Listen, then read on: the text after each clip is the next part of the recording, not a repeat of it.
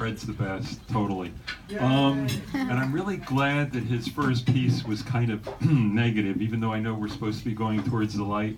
But we gotta be in My reality. pieces don't even come close to going towards the light. Really sorry. Excellent. They're set many years ago in the New York of the 70s, 80s, 90s, whatever. It's called Christmas Miracle, sort of. It's a cold morning 2 weeks before Christmas, and I'm walking across 57th Street on my way to work when I notice him up ahead shuffling along the curb. Silver hair, blue jacket, and white sneakers. Not dressed for the weather. I probably wouldn't have given him a second thought, but he reminded me of someone I knew from the literary scene. As I pulled even, I realized I was mistaken. His hair was dirty yellow, unwashed. The guy was probably homeless.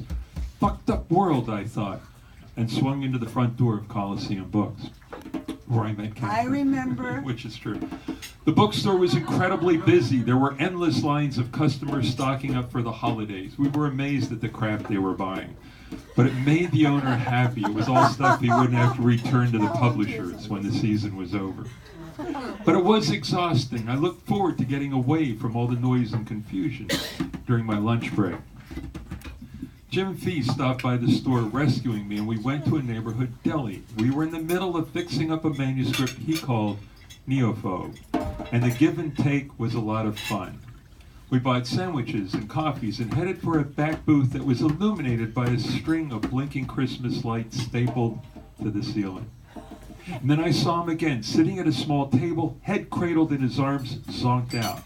A large Coke teetered precariously near his elbow, and sure enough, the next thing you know, he knocked it to the floor where the reddish-brown liquid puddled like blood. Poor fucker, I thought. And then poor fuckers for the counter guys who were going to have to mop up the mess. So Jim and I got down to business, beating a piece of writing into shape. And then from out of nowhere, he's in our face yelling at us, "Buy me a sandwich, buy me a drink, give me money." Jesus, I say to the dude, we're trying to have a conversation. Get a hold of yourself. But he's cursing and windmilling his arms in every which direction like a helicopter going down. Back off, I shouted him, but it's like I'm not really there. And then I get a thought. A truly inspired, stupid thought. A thought I've carried around in the back of my brain for oh so long. You see, I kind of look like a Vietnam vet. I've got long, stringy hair and a gray mustache, and I'm certainly old enough to have gone. I died, I'm so sorry. Though I didn't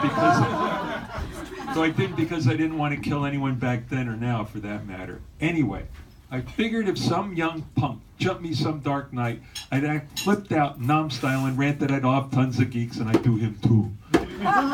But I've never had to go there till now, so I shout, "I fucking killed guys in Nam and cut off their ears and strung them on a necklace, so get the fuck out of my face." Whoa! And the dude stops dead still. Rolls up a sleeve, exposing a bony arm, Auschwitz thin, with a tattoo of some kind of parachute device on it, and says, "Brother, I was there too. 82nd Airborne. Oh, no. You?" And I'm floored once again by how the heavens work and how big an idiot I am. And I'm wondering what the hell I'm going to say to this fella, but it's all moot. The dude wanders back to his table and passes out again.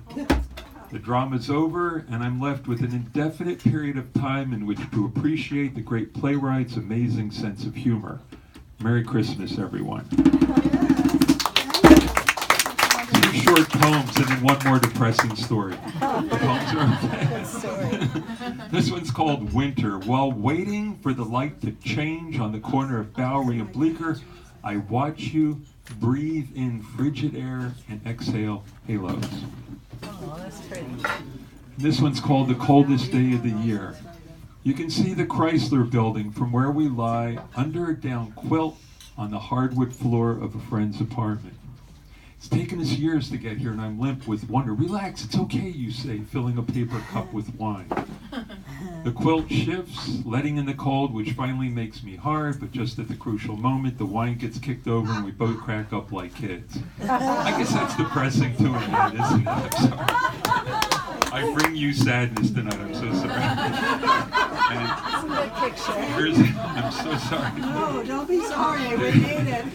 Here's my Real last life. story. Yeah, I know. Well, Trump brings us a greater sadness. Seriously, I do a lot of readings, and almost every reading I've gone to in the last couple of weeks, there's this depression just sort of hanging over everyone. It's like this gray cloud, and I try to explain to people it's Trump. This big dirigible that's collapsed over everyone. It's such a sadness. Absolutely. This is called, and this is one of my Duke and Jill stories. This is called the Anarchist New Year's Eve Party, and I'll depress the hell out of you with I this love one. this one. It was going to be a lonely New Year's Eve for Duke. Jill had to visit her mom in the hospital, and Duke hadn't planned ahead.